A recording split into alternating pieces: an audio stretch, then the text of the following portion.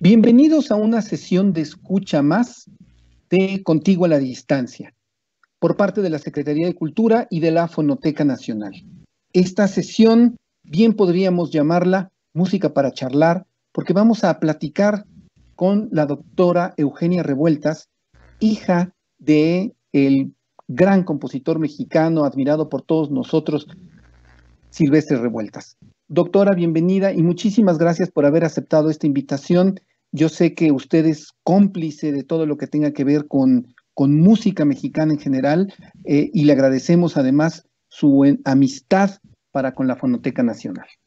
Bien, antes que nada yo quiero dar las gracias a la Fonoteca, al Departamento de Cultura y a todos ustedes que una vez más, eso me gusta, una vez más un grupo de jóvenes me invita a hablar de Silvestre Revueltas. Yo siempre he creído, desde hace muchos años, que siempre hubo una especie de vinculación entre los jóvenes y Silvestre.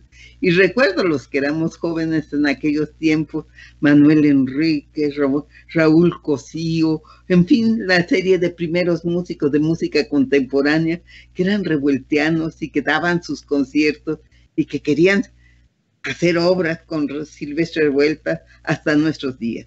Entonces, yo les agradezco este interés por Revueltas y en general por la música mexicana, la gran música mexicana, no nada más de Revueltas, sino de los creadores de música mexicana en nuestro país. Doctora, tiene usted toda la razón. Es una cosa, es un fenómeno muy interesante que Silvestre Revueltas quizá sea el músico más moderno de México, porque su música continúa siendo siempre una música de vanguardia. Es una música que no envejece, sea de la clase que sea, porque él tiene, digamos, varios tipos de música dentro de su estilo tan personal. Siempre es una música, repito, muy moderna. Ahora, me gustaría que usted platicara algo sobre la música de Silvestre Revueltas y los ferrocarriles. Todo esto un poco a propósito de música para charlar. Bien, bueno, sí, me ha interesado, siempre me gustó música para charlar y sobre todo las notas que Revueltas escribió irónicamente sobre esta pieza. Yo no sé, yo quisiera decirles algo. Yo también, como ustedes, he tenido que ir construyendo mi memoria de Silvestre Revueltas, porque si usted piensa que yo tenía 5 años cuando murió mi padre, entonces yo he ido construyendo esa imagen a través de los recuerdos de las tías, de mi tío José, de todos ellos, y después más de oír su música, de leer sus epistolarios, de todo ello, igual que cualquiera de ustedes, y lo voy forjando y cada día sé una poquita cosa más, y todo lo demás, voy construyendo todas estas memorias y estos recuerdos. Y entonces, respecto a música para charlar, me acuerdo que Rosaura me comentaba que cuando Eric Kleiber oyó la música, dice, yo no entiendo por qué le pone a esta partitura tan rica, ese nombre, música para charlar. Decía, es música para escucharla y escucharla con atención. Y luego, la vinculación, como usted ha señalado, de Revueltas con esta música que implica un viaje, un ir en ferrocarril, un transitar por nuestro complicado país, que era en aquellos años que ellos vivieron muy importante, no solo las carreteras, sino estos proyectos ferrocarrileros. Y esto es enriquecer a nuestro país y todo ello. Y que de alguna manera, una vez aquí, me llamó la atención, porque un día llegaron aquí unos jóvenes, no recuerdo su nombre, llegaron a mi casa, tocaron la puerta y los vi que traían algo muy grande, y era un retrato que ellos hicieron de Silvestre Revueltas y todas sus obras. Y entonces está el tren el tren así como circulando por las alturas y me llamó la atención. Pero más me ha llamado la atención en este constructo de la imagen de Revueltas cuando leo las cartas de mi abuelo José. Y entonces entiendo profundamente que yo no sé si don José hablaba con sus hijos de esos viajes eternos que hacía desde Santiago Papasquiaro hasta Sinaloa y luego hasta Sonora, hasta llegar a Empalme, que es un centro de ferrocarriles en donde se cruzan de aquel ferrocarril que se iba a hacer, que se medio hizo o que se hizo completamente, que es el del noreste, y que ha dado lugar a toda una serie de leyendas y de historias y de todo. Y entonces, juntando todos esos recuerdos, oigo las máquinas y oigo el ruido. Todos esos recuerdos se me han unido con esta, ver esto de el himno ferrocarrilero, recordar música para charlar y sobre todo la parte fundamental del viaje, que es eso que decíamos, cantar nuestras proezas que decían los obreros del ferrocarril.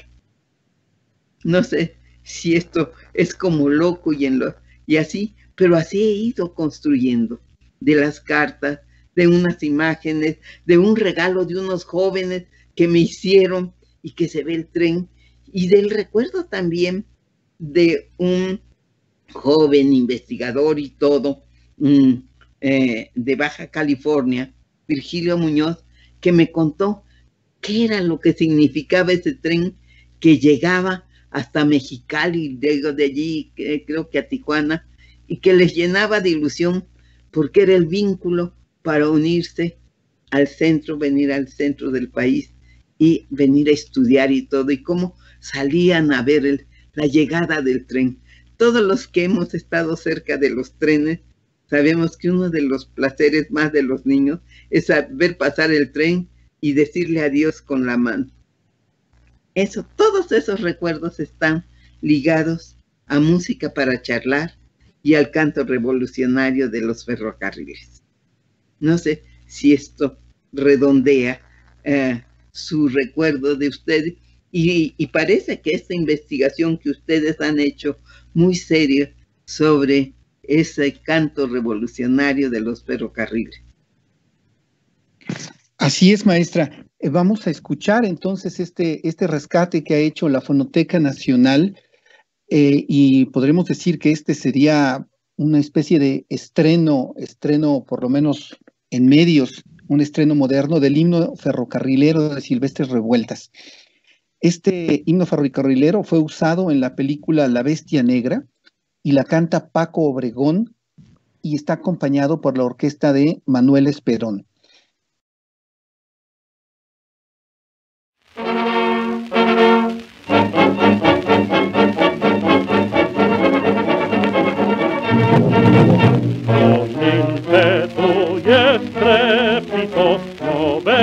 El mundo que cruzáis y afianzad la unión. Seguid también llevándole al pueblo una paz de luz y un esfuerzo de cooperación. Al ritmo de los émbolos, hacer latir el corazón, levantar la voz. Cantad vuestras proezas de esfuerzos y abnegación, y en ecos de triunfo y gloria se extiende esta canción. Y al mundo ferroviario que exalte vuestro fervor, llevadle en nuestro canto la voz de la nación.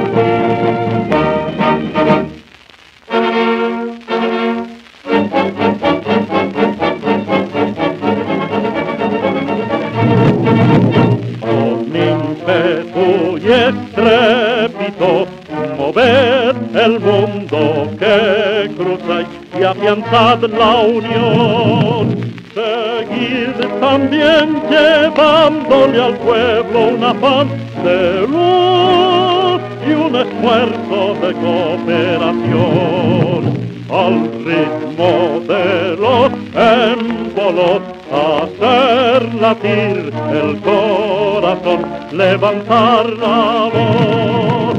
Cantad vuestras proezas de esfuerzos y abnegación, y en ecos de triunfo y gloria se extiende esta canción. Y al mundo ferroviario que exalte vuestro fervor, llevadle en estos cantos la voz de la nación. Es muy probable que este haya sido el único registro editado en vida del compositor, lo cual lo vuelve un descubrimiento pues muy importante, ¿no? Maestra, lo que acabamos de escuchar me lleva a la siguiente pregunta. No podemos desvincular la música de Silvestre Revueltas con la participación y la convicción social y revolucionaria del maestro Revueltas. Y entonces, ¿cómo podemos vincular su música con todos estos aspectos, digamos, con esta vocación social del maestro Revueltas? ¿Y cómo lo sintió usted como niña? Bueno, yo creo, de lo que tengo, antes no lo sé.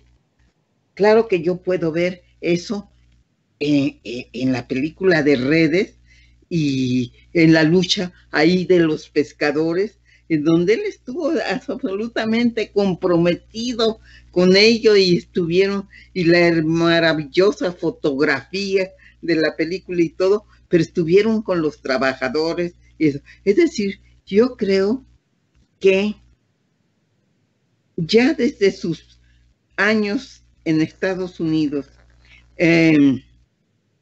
empezó a forjarse en él el interés más bien por los problemas sociales y todo, sin descuidar. Yo sí, en ese sentido pensaría que las pulsiones revolucionarias de Revueltas sí eran muy profundas, pero eran más profundas las musicales. Yo creo que aquí sí hay una diferencia entre mi tío José, que era sí un gran escritor, pero también era un gran revolucionario, y Revueltas era un revolucionario que además se comprometió definitivamente con la causa antifascista y por ello con la República Española, pero al mismo tiempo, y su más profunda vocación era la música. Ahí sí yo veo un cambio entre ellos dos, los dos revolucionarios, pero en uno con una vocación a la música. Él a veces solo pedía un poco más de vida para hacer lo que él quería en la música. Respecto a eso de cómo lo recuerdo, lo que yo sí recuerdo es que cuando mi padre fue a España con el grupo de artistas intelectuales en apoyo de la República, mi mamá recibía las cartas que iba haciendo. Mi padre le escribía cada día, todos los días, y entonces en ese viaje que es espléndido y que produjo las cartas, forman parte de un epistolario muy importante que les está considerado de la guerra civil, en donde me decía, y yo quiero que la camaradita, o sea yo, me reciba con su puño en alto.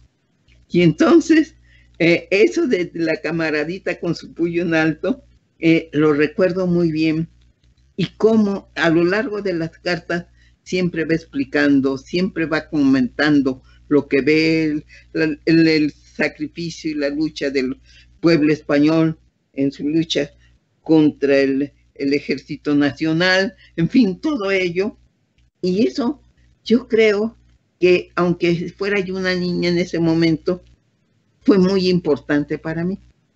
Y lo que yo sí recuerdo como una experiencia vital, así, yo tengo recuerdos de mi papá como flashazos, es ese viaje que hicimos mi papá, mi mamá, la tía Consuelo, la hermana mayor de mi papá, y yo, en tren, otra vez en tren, para ir a Morelia a ver a los niños de Morelia, que eran los hijos de revolucionarios españoles que habían sido traídos a México para rescatarlos de las violencias de la guerra en España. Entonces, sí, en general yo podría decir que en mi familia tenemos pasiones compartidas todos. Todos somos dostoyevskianos, o casi todos. Hemos leído a Dostoyevski y es como leer a nuestro pariente con pasión y todo. Todos somos más o menos, unos verdaderamente comprometidos, otros menos, como medios anarquistas, medios revolucionarios, en fin. Y siempre con un sentido muy cohesionado de nuestro amor familiar. A veces somos exagerados. Yo creo que en ese sentido somos como un muégano. Así que nos queremos mucho y nos apasionamos mucho. Y tenemos como vidas compartidas y en ese sentido. Entonces, todos compartíamos ideales casi sin saberlo. Casi sí. Éramos, porque en la familia hay que ser revolucionario o hay que estar con las causas populares. Era como algo natural en la familia. Yo recuerdo las reuniones con mi tío José y las tías y todos platicando y conociendo y hablándonos, José, de las revoluciones y de las cosas. Así éramos. Y así también fui construyendo a mi papá. Y se empezaba ya a saber que era revolucionario, que la guerra republicana para él, la lucha de la república era fundamental. Y yo digo, y eso me lo contó mi tío José, el golpe tan terrible que mi padre tuvo cuando llegó mi tío José a la casa, allá en las calles de Doctor Velasco, y le dijo, Silvestre, mataron a Federico García Lorca. Y que mi papá se sentó al piano, y es la versión que hay de piano, de el duelo, la música del duelo, del homenaje a García Lorca. Justamente, maestra, hay muchos temas por hablar, pero usted ha mencionado, por un lado, cómo la construcción de la imagen del padre a partir de los recuerdos y de lo que usted ha leído es algo muy importante, ¿no? Por otro lado, el ambiente familiar con toda esta serie de elementos comunes, como pueden ser Dostoyevski, que ya mencionó, y la cuestión social, ¿no? Y el amor al arte también, ¿no? A la música. Y aquí surgieron dos temas. Uno, el homenaje a García Lorca, que es a mi modo de ver, una de las obras maestras de la música mexicana. Y además es muy mexicana, porque el nacionalismo de Revueltas, no sé si usted esté de acuerdo conmigo, es música mexicana sin necesariamente citar temas mexicanos. O sea, uno sabe que es mexicana porque así es, no porque uno reconozca alguna melodía popular. Entonces, no sé si usted quiera comentar algo acerca de esto. Eso es cierto. Resulta que el nacionalismo tiene diferentes épocas. En uno en donde se recupera la música tradicional y se hace músicas tradicionales orquestando y todo ello maravillosamente, como en el caso muchas veces del maestro Ponce, en fin, la música. Y otras, porque empieza a sonarnos mexicanas, los ritmos, los dones y todo. Yo creo que hasta los títulos, ventanas, esquinas, todos esos textos, esos títulos que Revueltas pone a su obra, es esa necesidad, esos ruidos, esas voces, esos reclamos que la ciudad tiene y todo, sin tener que citar la música pop. Yo creo que la única obra, la única obra en donde sí hay una cita concreta de una música, precisamente en las noches, en la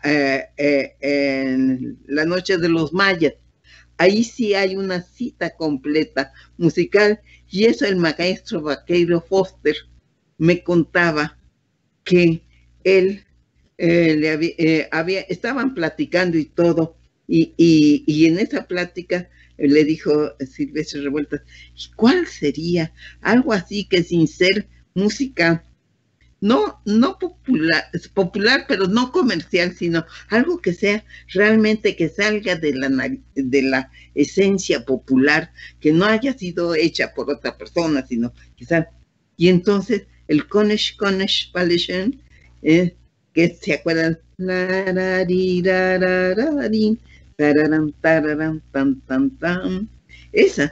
esa la pasa completa, pero sin ningún adorno, tal como esa.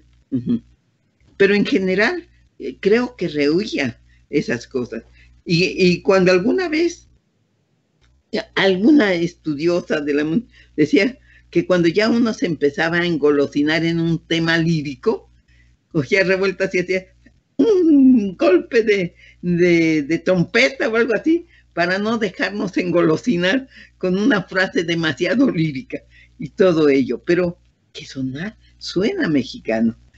Como algo uno dice, bueno, ¿y por qué es homenaje a García Lorca? Y la última parte es muy alegre. En la última son 3 partes, el último momento es alegre, porque es como, en aquel tiempo uno era revolucionario, pero no podía uno dejarse abatir por la pesadumbre o por la desgracia o por la muerte, sino recuperar las fuerzas y seguir adelante. Eso era como parte de eso. Yo me acuerdo cuántas veces, siempre esto lo recuerdo así, que para nosotros, para mi generación, que nos gustaba la música clásica, la quinta de Shostakovich era como el himno revolucionario por excelencia. Y me acuerdo que cuando vino Shostakovich aquí, a Bellas Artes, que vino con otros músicos rusos, y fuimos los jóvenes al concierto. Ay, hasta siempre me da vergüenza recordar lo que llevábamos, ramos de claveles, y que el maestro Luyando les daba aquellos redobles del timbal, y todos emocionados, y el maestro Shostakovich se iba haciendo chiquito, y todo de ese exceso de entusiasmo, porque sí, las cosas pueden ir muy mal. Nosotros en la memoria teníamos también la heroica defensa de los rusos de sus ciudades y todo, y al final la fuerza del pueblo y todo ello. Yo creo que seguíamos, sí, toda una retórica así, de no dejarnos nunca vencer por la crueldad o por la guerra o por las fuerzas extrañas, y seguir adelante. Entonces, eso también es en el duelo. Es también la fuerza, sí, ha muerto, pero no ha muerto porque sigue. Yo creo que no hay poeta que siga más vivo que García Lorca, aunque lo hayan matado. No mataron sus ideas, no mataron su poesía, no mataron nada, no pudieron matarlo. Lo hubieran deseado, pero al contrario, es vivo y fuerte. Doctora, ¿qué le parece entonces si oímos un fragmento justamente del homenaje a García Lorca? Por supuesto que el duelo es una parte, como usted mencionó, dolorosa, pero la parte quizá más revueltiana, en el sentido de regreso al gozo, un poco del juego muy mexicano de la burla de la muerte, es el del son. Entonces, ¿qué se le parece si oímos el son? Perfecto. Y lo vamos a escuchar con la Orquesta Sinfónica de Jalapa, dirigida por el maestro Carlos Miguel Prieto. Muy bien.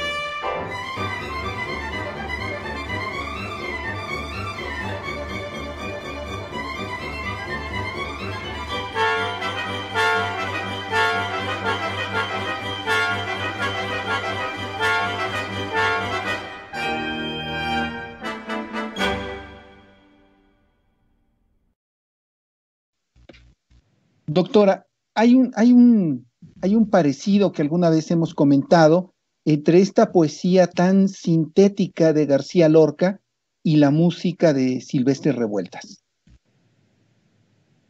Sí, yo creo que, bueno, en general yo diría que el arte contemporáneo, sea en música, sea en pintura, sea en literatura, se vuelve más sintético, más riguroso, menos retórico, podríamos decir, y busca formas muy directas, muy concretas y todo. No se hacen las grandes sinfonías, sino formas más pequeñas musicales y todo. Y la poesía también va dejando los caminos, por ejemplo, del modernismo y todo ello, y se hace una poesía más concisa, más profunda y todo. Y eso sería algunos por ejemplo, de esos poemas que hemos estado hablando de García Lorca, de Poeta en Nueva York. O yo decía cómo Revueltas siempre le gustó mucho la poesía a mi papá. Dicen que se juntaban Fermín, la tía Nacha y ellos, y pasaban las noches recitando poesías y esas cosas. Y que una de las anécdotas que sé más, porque él me la contaba y mi papá la narra en alguna ocasión y Carlos Pellicer la narra en otra ocasión, de cómo durante el viaje a España le prestó Juan de la Cabada a mi papá la máquina para que escribiera, porque escribía todos los días cartas a mi mamá. Eso por un lado. Y por el otro lado, ya lo que llevaba ya lo había acabado de leer y le dijo a Carlos Pellicer, ¿no traes algo tuyo? Y dije, Carlos Pellicer, sí, traigo, y dice que está Horas de Junio. Y Revueltas se fascina con Horas de Junio. Y hace, para mi gusto, una de sus grandes obras, cortas, sintéticas, sobre la serie de modelos sonoros y rítmicos que la misma poesía va generando. La lectura de la poesía de Carlos Pellicer, de Horas de Junio, va generando en Revueltas un discurso sonoro, es decir, lo que se llama luego una éfrasis en sentido contrario, no es un paisaje, sino es un paisaje mental sobre esas Horas de Junio que se transforma en un texto, en un discurso sonoro.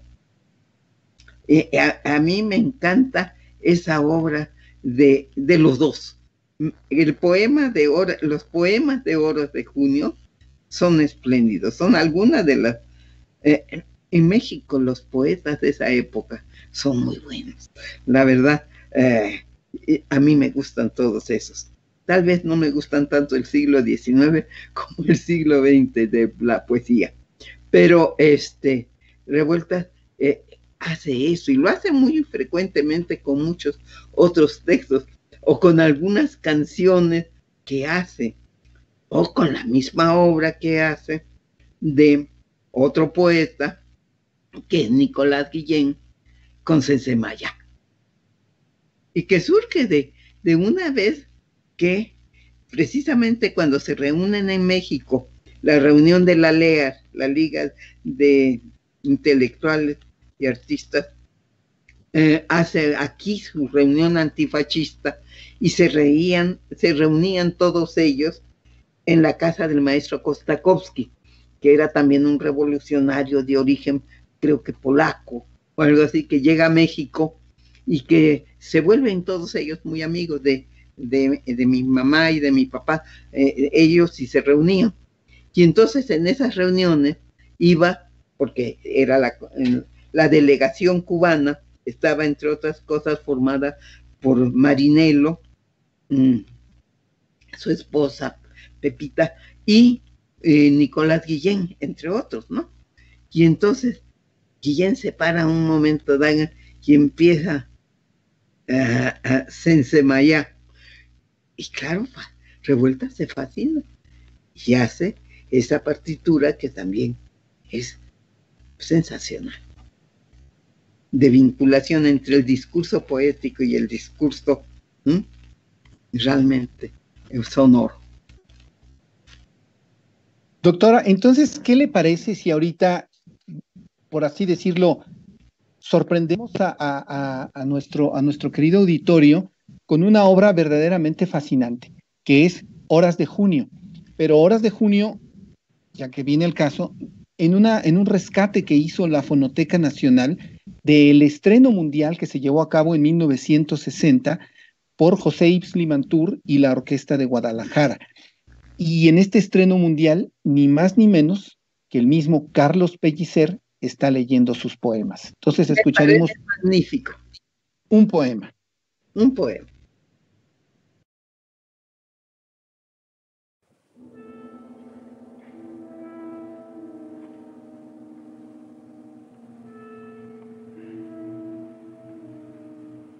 Vuelvo a ti, soledad, agua vacía, agua de mis imágenes tan muerta, nube de mis palabras tan desierta, noche de la indecible poesía.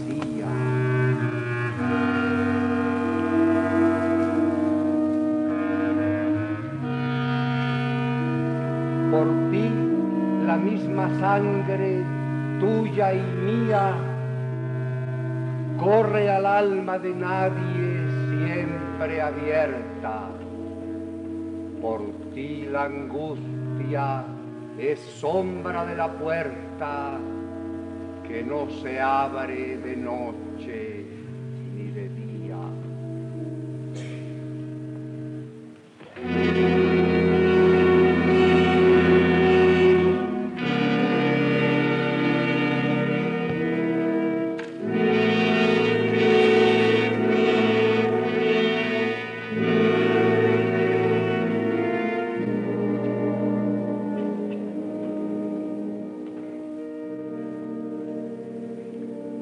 Sigo la infancia en tu prisión y el juego que alterna muertes y resurrecciones, de una imagen a otra vive ciego.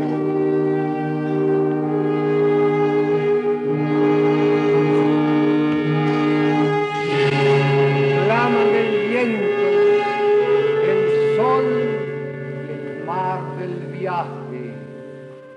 Yo devoro mis propios corazones y juego con los ojos del paisaje.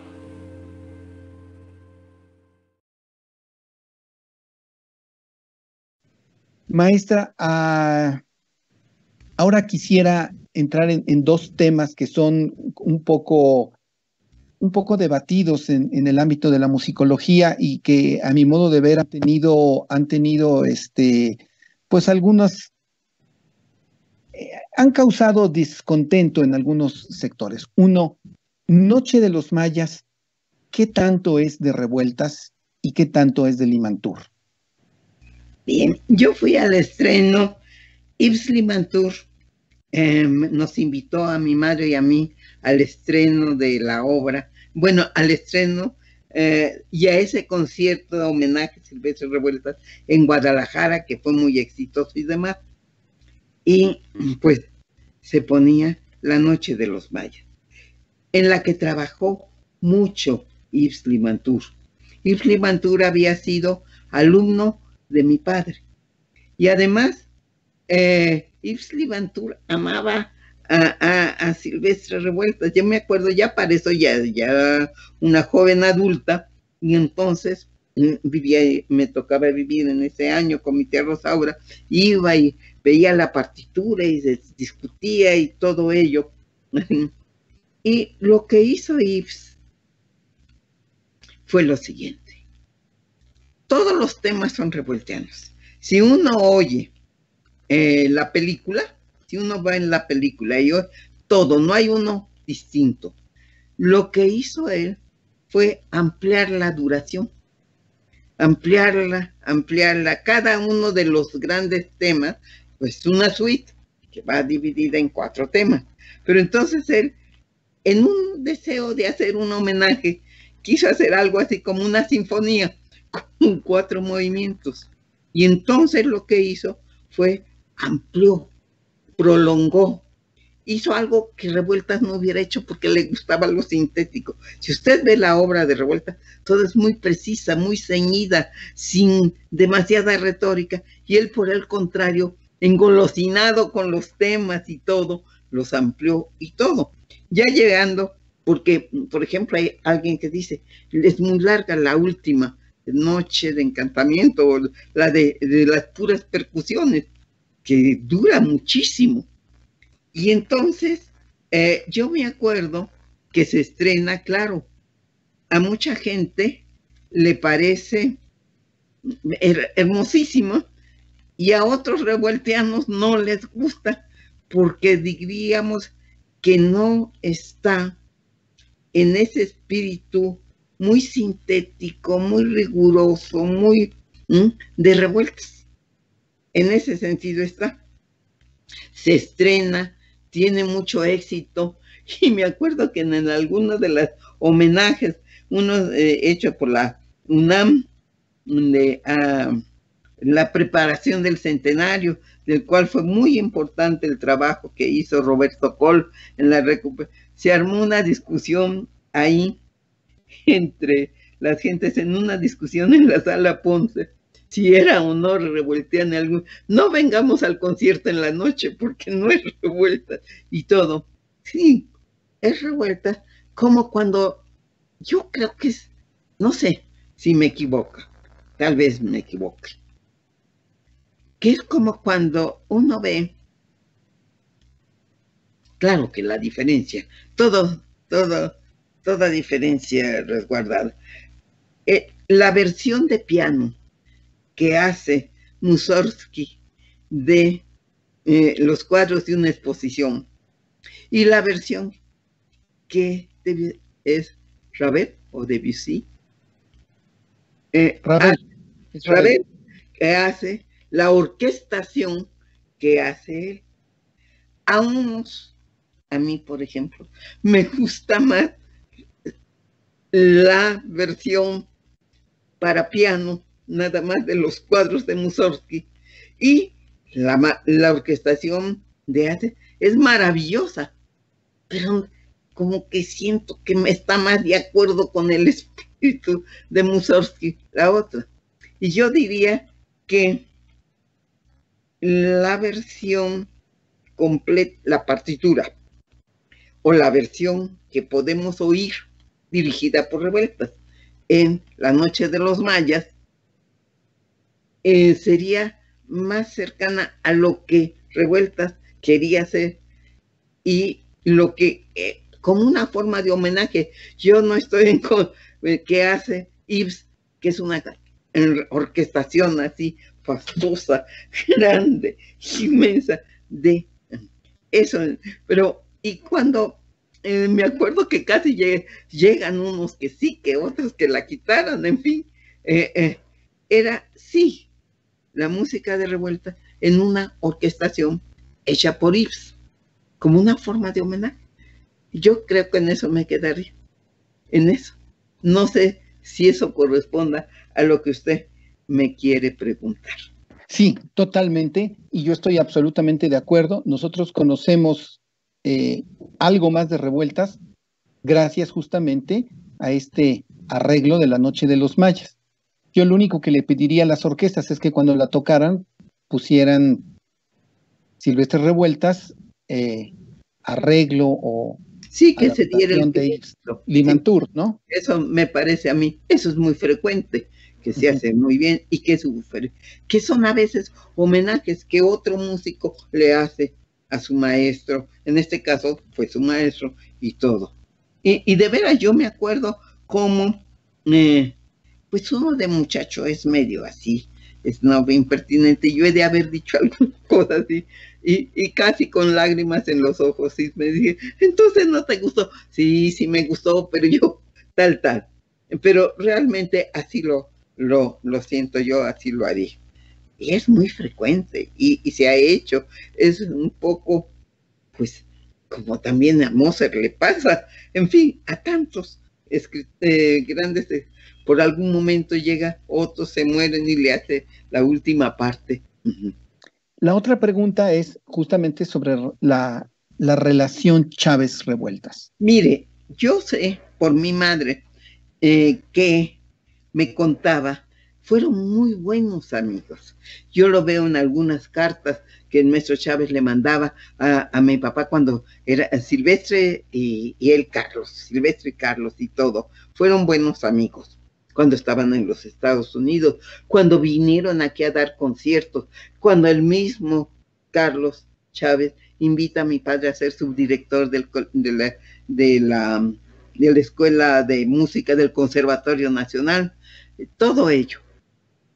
Pero luego los problemas empiezan cuando empiezan a ser creadores, ya en serio, ya cada quien hace las suyos, y creo que hubo un problema serio que sí deshizo un poco esa amistad profunda que tenían entre ellos dos, cuando en relación a redes, el primero que habían solicitado los productores era que lo hiciera Chávez, la música para redes, pero después le gustó más Revueltas y le pidieron a Revueltas que hiciera mejor él la partitura, y además hubo una especie de muy fuerte vinculación entre Revueltas y el fotógrafo de la película. Y todo ello, se armó un muy bonito equipo entre ellos. Claro, eso lógicamente tenía que llevar a un distanciamiento. No obstante eso, si usted lee algunos artículos cuando va a España, si se lee el artículo que hizo mi padre sobre la música en México, es muy elogioso de Chávez. Él no lo ataca.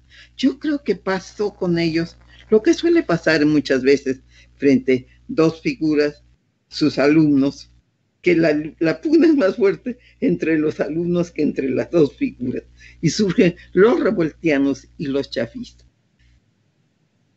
No, me acuerdo la discusión que hubo en esos homenajes, porque además los dos nacieron en el mismo año, trabajaron por muchos años, y entonces los dos tenían sus propios valores, sus propias cualidades y todo. Entonces fueron grandes amigos, se distanciaron y todo, pero los dos son pilares de la cultura mexicana, pilares de la música. ¿Para qué empezar eso? Lo que yo creo es, y se lo dije, y ese día parece ser, me lo dijo José Antonio, que la hija del maestro Chávez me había agradecido, porque yo hablé también de la gran aportación que Chávez hizo. Por ejemplo, nosotros los niños que estudiábamos en escuelas públicas, nos propició ir al teatro y mandaba a las escuelas de gobierno boletos para el teatro, boletos para los conciertos, hizo mucho. Entonces, ¿para qué hablar de eso que fue, yo creo que doloroso para los dos, habiendo sido tan buenos amigos, esa separación? Y que muchas veces los que los rodeaban atizaban esa situación. Para mí, los dos son muy valiosos, los dos son buenos músicos, los dos son pilares de la música mexicana. Nada más, eso es lo que cuenta. Las viejas rencillas ya pasaron. Queda su herencia musical.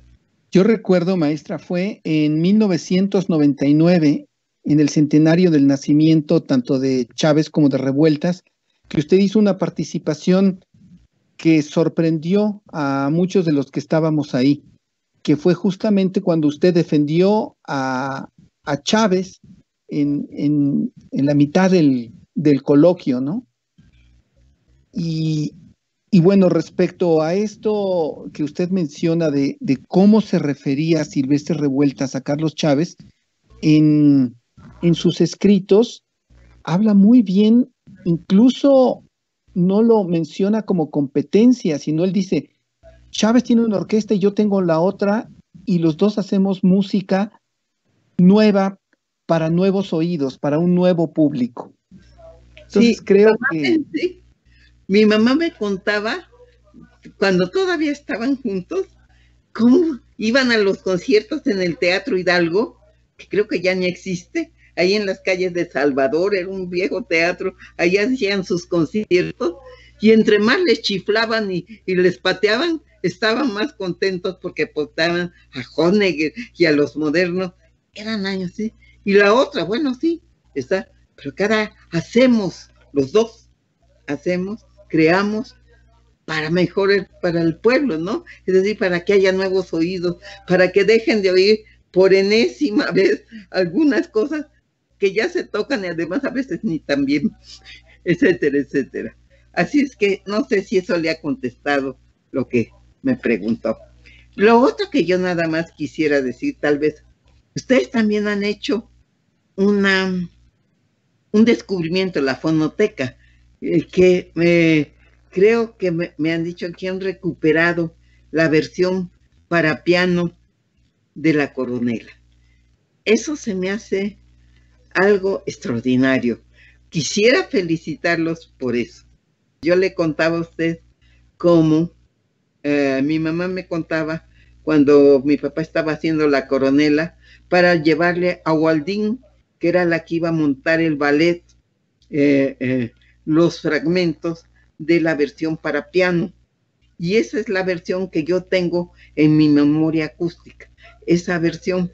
Y que Waldín, sobre todo una de las partes más dramáticas de esa partitura, era la que ella iba a poner como la danza de los desheredados. Todas esas cosas, y que ustedes, me supongo, que han rescatado en la partitura, pues es de veras un trabajo magnífico de la Fonoteca, y yo los quiero felicitar. Efectivamente, doctora, pues qué bueno que usted lo mencionó. Usted misma nos comentó que aparentemente la partitura de la coronela, la versión de piano, estaba perdida. Y nosotros encontramos una grabación completa con Salvador Ochoa. Entonces, si quiere, para despedirnos, podemos escuchar un fragmento de la coronela en su versión para piano con el maestro Salvador Ochoa. Me dará muchísimo gusto escucharla y agradecimiento, de veras, a ustedes y a Pavel, que ha tenido todo lo que yo he sabido de la Fonoteca ha sido un espléndido trabajo y un espléndido aporte a la cultura mexicana. Rescatar todo ese material que yo vi y todo, me parece que es lo mejor que han podido hacer, que no se pierda. Esa es nuestra memoria, eso es lo que nos hace sentirnos orgullosos de ser. Es que a veces cuando la gente, ay, somos horribles, somos espantosos, pero se olvida que hay genios, músicos, pintores y todo, que nos han dejado un patrimonio de excepción, del cual nos tenemos que sentir muy orgullosos. Y ustedes, al rescatar toda esa riqueza sonora, han hecho un trabajo espléndido. Muchas felicidades. Muchísimas gracias, doctora. Gracias por habernos compartido estos momentos que sin duda alguna, tratándose de su padre, resultan muy, muy íntimos y por lo mismo entrañables. Estamos sumamente agradecidos. No hay nada que agradecer. Yo les agradezco todo el trabajo que han hecho y esta oportunidad para que nuestros escuchas en esta nueva realidad de estar encerrados puedan escuchar esta conversación sobre uno de sus tesoros, uno de los muchos que nuestro país tiene, sus artistas. Efectivamente, maestra. Entonces, bueno, pues no me queda más que despedirme en este programa de Contigo a la Distancia de la Secretaría de Cultura y de la Fonoteca Nacional. Yo soy Teo Hernández y estuvimos con la doctora Eugenia Revueltas. Muchas gracias a todos los que hicieron posible esto, al equipo técnico de la Fonoteca Nacional y al Departamento de Difusión, tanto como al Departamento de Investigación de la Fonoteca Nacional. Muchísimas gracias. Tan, tan.